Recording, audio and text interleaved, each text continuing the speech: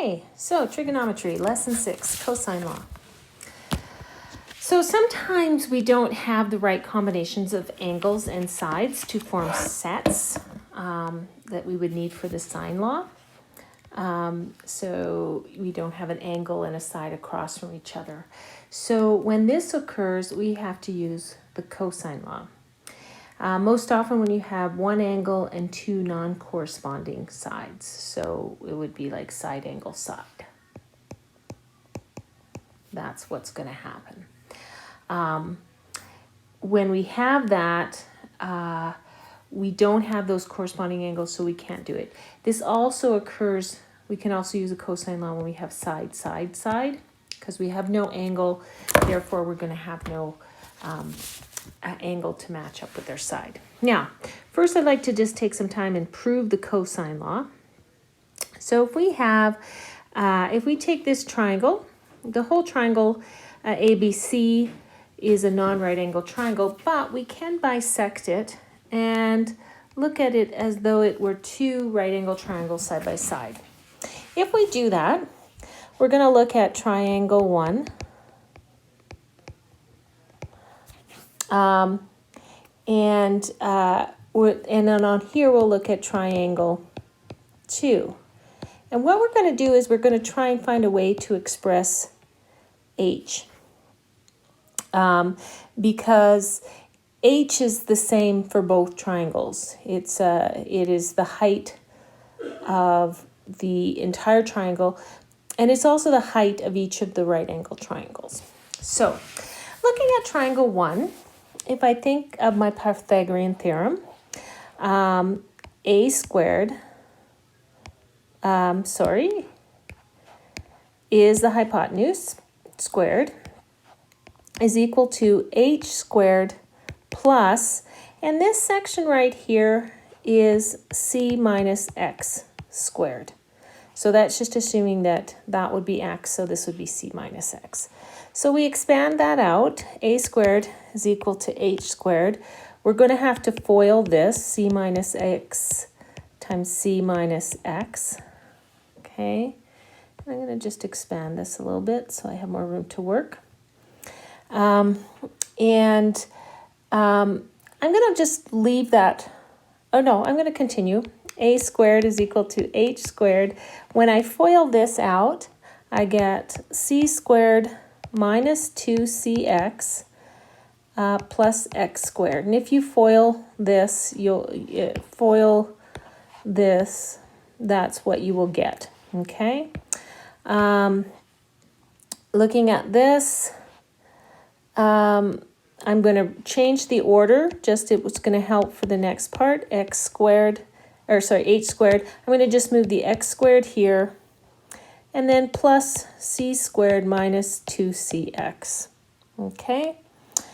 At this point, I'm going to take a look at triangle number 2.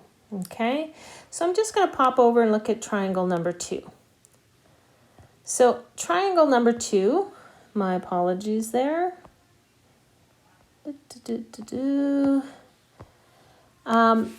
I also want to, I'm trying to find a way to express that h squared. So if I look at triangle number 2, using my Pythagorean theorem, b squared is equal to x squared plus h squared. X is one side of my right angle triangle, and h is one side of my triangle. Now, I'm going to just kind of rub out the a there because those two a's are not the same.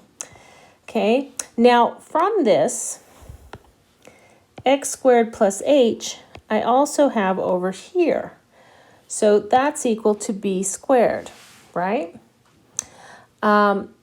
So I can replace that in this first formula for triangle number 1. So when I do that, I get a squared is equal to, well, instead of x squared plus h squared, I'm going to write b squared plus c squared minus 2cx. Okay? Now, I also, and remember this is a derivation of a formula, so this is just kind of deriving where the cos law comes from. So don't panic so much about this, where it's more just to kind of show us how these relations work. But hopefully you can follow what we're doing math-wise. Now, the other thing with this second triangle is if I look at angle A, cos of A is equal to, well, cos is, think about your SOHCAHTOA. So it's adjacent over hypotenuse. So cos of A is equal to x over b, right? Now, if I want to express x in terms of cos, I would write that as x is equal to b cos of A. And what I'm going to do is I am going to replace x here with b cos of A. And you're saying, why, Mrs. Finley? Well, we're doing it to derive the cos law, okay? So I would have a squared equals b squared plus c squared minus 2c, and instead of the x, I write b cos of A. Or a squared is equal to b squared plus c squared minus 2bc cos of A. Now, that is the cosine law. We can also write this another way. We can also write it as cos of A, this is just by rearranging this formula, is equal to b squared plus c squared minus a squared all over 2bc. And what this allows us to do is if we're looking at a triangle, A, B, C, and if we are looking for angle A, but all we know are the three sides, we can use that version. If we are looking for side A, and what we know is, we know B, C, and angle A, then we can use that one. Notice in both those situations, we do not have a pair of angles. So we would use this one when we have a side situation, and we would use this one when we have a side situation with our triangle. Okay, so how does that work? Now, aren't you lucky? These formulas are on your formula sheet. We've derived the formula for cos law. Now we can use that to solve triangles. Okay. Now, here's a big tip.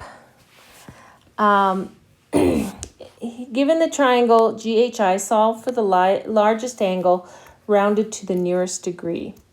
Always when you have a side, you want to find the largest angle first. Otherwise, it's not going to work for you.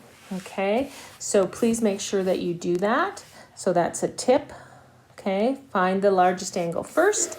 So looking at this triangle, the largest angle is always going to be the one opposite to the largest side. So the largest side is 3.1.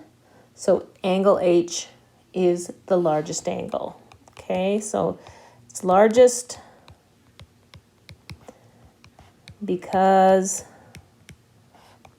it has the largest corresponding side.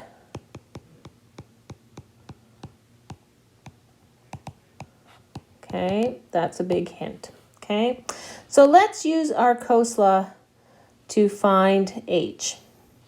Now we have side, so we're going to use cos of H is equal to G squared plus F squared minus H squared all over 2GF. And now you're saying, Mrs. Finley, why do you have H's and G's?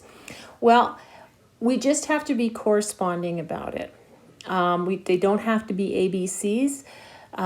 but as long as you're corresponding about that. So what that means is that as long as your H corresponds with the other H, like A would with A, and then the B and C can be interchangeable with the other two sides, then you're okay. Now we just substitute in. So I get 2.8 squared plus 1.7 squared minus 3.1 squared all over 2 times 2.8 times 1.7. So when I do that math, I get cos of H is equal to 0.1176. So to find angle H, it's going to be cos negative 1, 0.1176. So angle H is equal to 83 degrees. Now, once you have that angle, you then have a corresponding pair. You can use the sine law to find one of the other angles. And then remember that all those angles will add up to 180. But this question just asks us to solve for that largest angle. So that's all we have to do. Okay. So this next one wants us to draw the triangle. So that's good practice for us. Okay. It says the triangle is ABC. Now we don't have to worry about it being drawn to scale. We do have to worry about labeling it right. So if this is A, B, C, that means this is side A, this is side B, this is side C. So let's label this. Angle A is 36 degrees. Side B is 35 meters. And side C is 45 meters. And it wants us to find the length of side A rounded to the nearest tenth of the meter. So conveniently, we're looking for side A, so we can use the cosine law as written. It's an ABC triangle, isn't that nice? So A squared is equal to B squared plus C squared minus 2BC cos of A. Okay, so A squared is equal to B is 35 meters plus 45 meters squared minus 2 times 35 times 45, and cos of 36 degrees. Now, when I do that math, work it all out, I get 701.596. Now, I've left in some extra decimals. At this point, we want to find A, so we have to take the square root. You'll note in this, I'm not really worrying about exact values because it's asked for the answer in terms of the nearest tenth of a meter. So A would be 26.5 meters. And you can put that in a little box, okay? And again, now that you've found the value for A, you now have a pair of angle and sides, and you can use one of the other sides to solve for one of the missing angles and solve that triangle. Now, last question. Lorena has lost her purse in the mall. She lost it somewhere between Safeway and the Bay, so somewhere in this area, okay? The distance from Safeway to the Bay is 450 steps. The distance from Lorena to Safeway is 620 steps.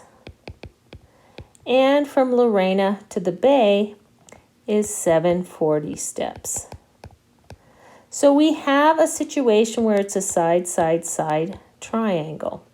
It wants to know what's the angle to the nearest degree from where Lorena is standing. So it wants you to know this angle. What is that angle in there? Okay, so we are using the version of the cos law where we can find an angle. So we go cos of L, because that's the one we're looking for, is equal to, and I'm going to call this B and this S. Okay, B squared plus S squared minus L squared, because that would be L, it's opposite L, all over 2 times B times S. Okay, I'll be happy when we get into numbers because my S's always look like 5s. So here, B squared is 620 squared, S squared is 740 squared, and L squared is 450 squared. All over 2 times 620 times 740.